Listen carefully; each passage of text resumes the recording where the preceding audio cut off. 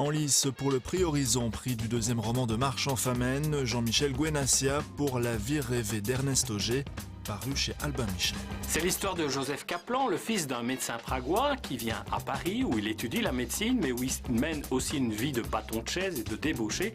Il va ensuite être chercheur à l'Institut Pasteur mais à Alger.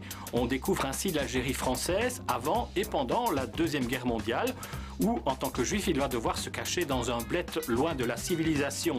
Après la guerre, Joseph Kaplan veut rentrer dans son pays. À la fin de sa vie, il va rencontrer, il va soigner même, un des principaux révolutionnaires de l'Amérique du Sud.